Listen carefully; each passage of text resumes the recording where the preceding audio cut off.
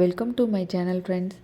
இன்றைக்கி இந்த வீடியோவில் எதை பற்றி பார்க்க போகிறோன்னா, கீரை வகையில் ஒன்றான தூதுவளை கீரை பற்றி தான் பார்க்க போகிறோம். இந்த தூதுவளை கீரையானது ஒரு வகை மூலிகையை சேர்ந்தது அப்படின்னே சொல்லலாம். சித்த வைத்தியத்திலும் ஆயுர்வேதத்திலும் இந்த தூதுவளை கீரை மிகுந்த நன்மைகளை தரக்கூடியதாக இருக்குது. இதோட கலர் அப்படின்னு பார்த்தீங்கன்னா வாடாமல்லி கலரை சார்ந்ததாக இருக்குது. மேலும் முட்களையும் கொண்டதாக இருக்குது. இதில் உள்ள இலைகளிலையும் முட்கள் இருக்கிறதுனால இதை பறிக்கும் போது ரொம்பவே கவனத்துடனும் பறிக்கணும். இதற்கு இருக்கக்கூடிய வேறு பெயர் அப்படின்னு பார்த்தீங்கன்னா சிங்கவல்லி, அலர்க்கம், அருளுகம், தூதுவனை, தூளுவளம், தூதுவேலை அப்படின்னு இன்னும் பலதரப்பட்ட பெயர்களை இந்த தூதுவளை கீரை கொண்டிருக்கு. இது மெல்லிய தண்டு, இலையில் சிறு சிறு முட்கள் போன்றவை இருந்தாலும் மருத்துவ குணங்களின் மூலம் பாசத்தை வெளிப்படுத்தும் மூலிகை அப்படின்னே சொல்லலாம். அருகில் இருக்கும் வேலி மற்றும் செடியை பற்றியபடியே வேகமாக வளரும் தன்மை கொண்டதாக இருக்குது. சூரிய ஒளி அதிகமாக எதிர்பார்க்கும் தாவரம் அப்படின்னு பார்த்தீங்கன்னா அது இந்த தூதுவளை கீரை தான். உருண்டை வடிவில் சிவந்த நிற பழங்களை கொண்டதாக இது அமையுது. தூதுவளை நோய் போக்கும் தூதுவன் அப்படின்னு சொன்னால் அது மிகையாகாது. இந்தியாவின் அனைத்து இடங்களிலும் கிடைக்கக்கூடிய ஒரு கொடி அப்படின்னு பார்த்தீங்கன்னா அது இந்த தூதுவளை கீரை மட்டும்தாங்க. இந்த தூதுவளையானது இலை, பூ, காய், வேர் அப்படின்னு ஒவ்வொரு பாகமும் மருத்துவத்தன்மை கொண்டதாக இருக்குது. ஸோ இந்த வீடியோவில் இந்த தூதுவளை மூலமாக என்னென்ன மருத்துவ குணங்கள் அடங்கியிருக்கு, மேலும் இதை எப்படி முறைப்படி கையாளணும் அப்படிங்கிறதையும் முழுசாக பார்த்துடலாம் வாங்க.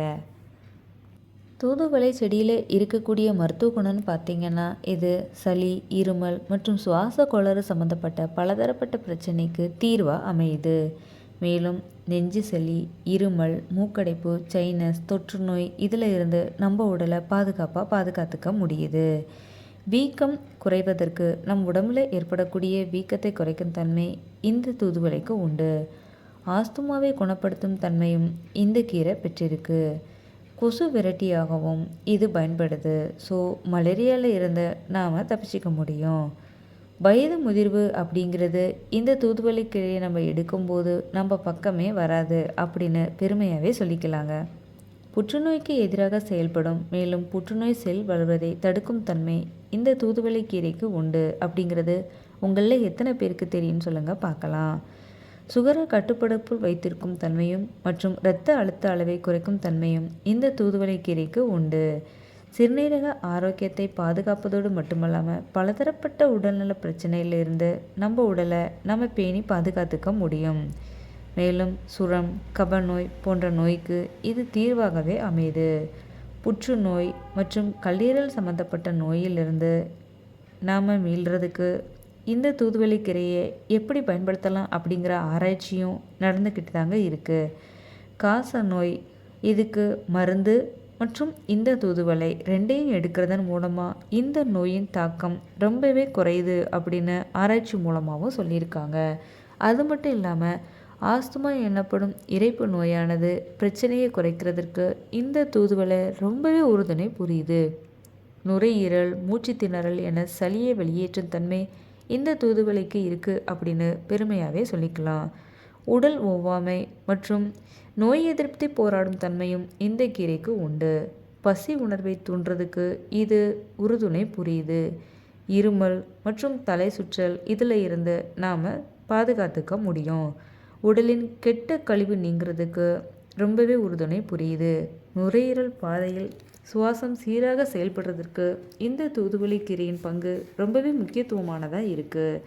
இது எல்லாத்துக்கும் மேலே ஜலதோஷம், காய்ச்சல், சுவாச நோய், பித்தம், விஷக்கடி, நீரிழிவு, புற்றுநோய் போன்ற பலதரப்பட்ட பிரச்சனைக்கு முற்றுப்புள்ளி வைக்குதுன்னு சொன்னால் அது மிகையாகாது.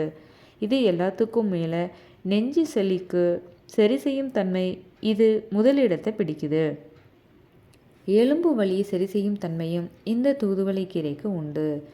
பற்களின் உறுதித்தன்மைக்கு இது ரொம்பவே முக்கியத்துவம் கொடுக்கறது மட்டும் இல்லாமல் முட்டு வலியில் இருந்தும் நாம் நம்மளை பாதுகாத்துக்க முடியும்.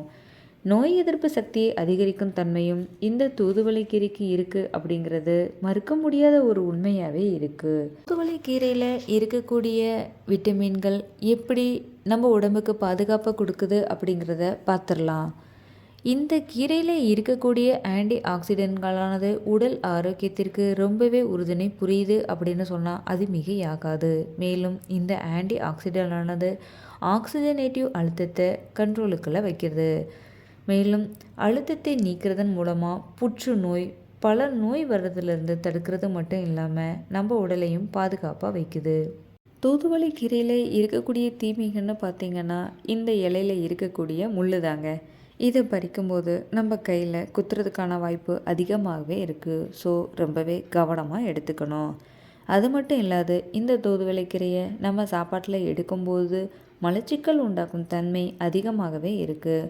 ஸோ அதை அவாய்ட் பண்ணுறதுக்கு இதை சமைக்கும்போது நெய் அல்லது பால் சேர்த்து வதக்கி சமைக்கிறதன் மூலமாக இந்த மலச்சிக்கல் பிரச்சனையும் முற்றுப்புள்ளி வைக்க முடியும்.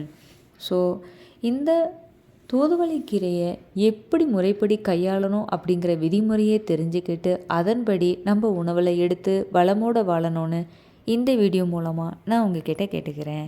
This video is sponsored by Mood E shopping. Thank you.